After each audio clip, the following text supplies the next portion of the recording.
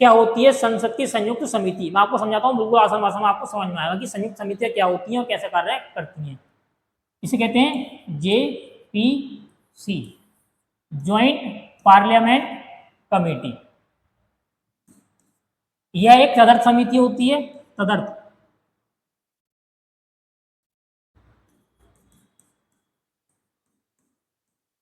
अब तदर्थ समिति का मतलब क्या है? देखिए, संसद की संयुक्त समिति एक तदर्थ समिति होती है। तो तदर्थ समिति का मतलब यह होता है कि ये किसी विशेष अर्थ के लिए, किसी विशेष विषय पर चर्चा करने के लिए एक अस्थायी समिति होती है। ठीक, क्या होती है? अस्थायी समिति होती है, जो किसी विशेष विषय पर चर्चा करने के लिए उसका गठन किया जाता है। जैसा कि आप देख रहे हैं 130वां संविधान संशोधन विधेयक, ये विशेष विषय है जिसके लिए तदर्थ समिति का गठन किया गया है। इसका गठन कौन करता है? इसका गठन राज्यसभा और लोकसभा दोनों के अध्यक्ष मिलकर इसका क्या करते हैं? गठन करते हैं।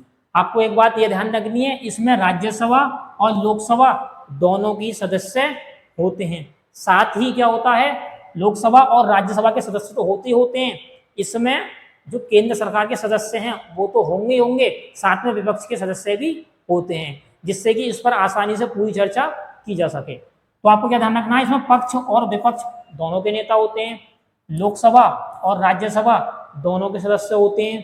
राज्यसभा और लोकसभा के अध्यक्ष द्वारा इसका गठन किया जाता है। एक बात आपको क्या और याद रखनी है, इसमें जो सदस्य होते हैं वो राज्यसभा के दोगुने सदस्य लिए जाएंगे लोकसभा से। मान लीजिए कि लोकसभा से 50 सदस्य लिए जाते हैं, कितने लिए जाते हैं? आप एक उदाहरण के तौर पर मान लीजिए 50 सदस्य अगर राज्यसभा से लिए जाते हैं तो लोकसभा से कितने लिए जाएंगे? 100 सदस्य लिए जाएंगे, यानी दोगुने लिए जाते हैं।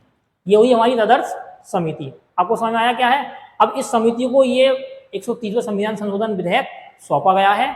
ये 17 जुलाई को अपनी रिपोर्ट देने वाली है।